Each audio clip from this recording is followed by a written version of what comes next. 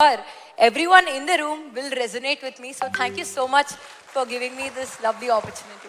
Thank you, Amma. Wind up chesna. Right. నేను ఒక అంటే ప్లీజ్ క్షమించాలి. ఈ రోజున ఒక చక్కటి సభ, ఒక యంగ్ గర్ల్ తన ఎక్స్పీరియన్స్ నుంచి ఈ రోజున ఒక పుస్తకం రాసి దానిలో ఉండే ఆ క్రీమ్ని, దానిలో ఉండే ఆ అద్భుతాన్ని మీకు అందరికీ పంచి ఇవ్వాలని, మీరు కూడా అలాంటి మైండ్ సెట్ తోటి ఉంటూ అలాంటి మైండ్ షిఫ్ట్ చేసుకుంటే పైకి వస్తారు అంటూ చాలా చక్కటి పుస్తకం రాసింది. ప్రతి ఒక్కరికి ఎంతో ప్రయోజనకారి ఈ పుస్తకం. దీని ఆంతర్యాన్ని మీరు గ్రహించి దీన్ని అందరూ పాటించాలని కోరుకుంటూ, అండ్ ఈ రోజున మీరు పర్మిషన్ ఇస్తే ఒక విషయం, పెహల్గామ్లో జరిగినటువంటి ఒక దురదృష్టకరమైన సంఘటన, రాక్షసుల ముష్కరుల వాళ్ళ అకృత్యం, బలైపోయారు ఎంతోమంది, 28-29 మంది.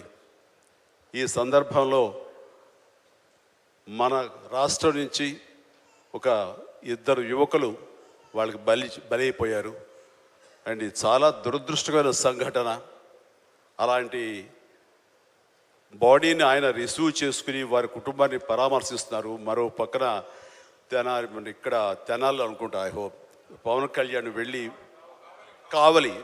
పవన్ కళ్యాణ్ వెళ్ళి వాళ్ళని పరామర్శిస్తూ వాళ్ళకి మానసిక స్థైర్యాన్ని, ధైర్యాన్ని ఇవ్వడం కోసం తమ వంతు కృషి చేస్తున్నారు.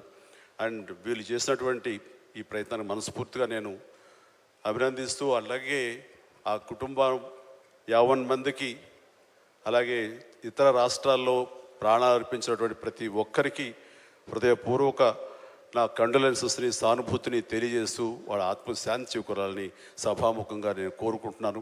ఇది సందర్భం కాదు తెలియదు, కానీ మనసు కలిచివేస్తుంది. ఇలా మీతో షేర్ చేసుకుంటే కొంచెం ఊరట లభిస్తుందని వారి సమక్షంలో నేను తెలియజేసుకుంటున్నాను. నేను రావటానికి ముందు మీరు ఏమైనా సంతాపాన్ని తెలిపారమ్మా? సంతాపాన్ని తెలియజేశారు ఇంతకుముందు? సో వారి సమక్షంలో ఒక 2 నిమిషాలు నిలబడి మనందరం మౌనం పాటించి వారికి మన నివాళులు అర్పిద్దాం.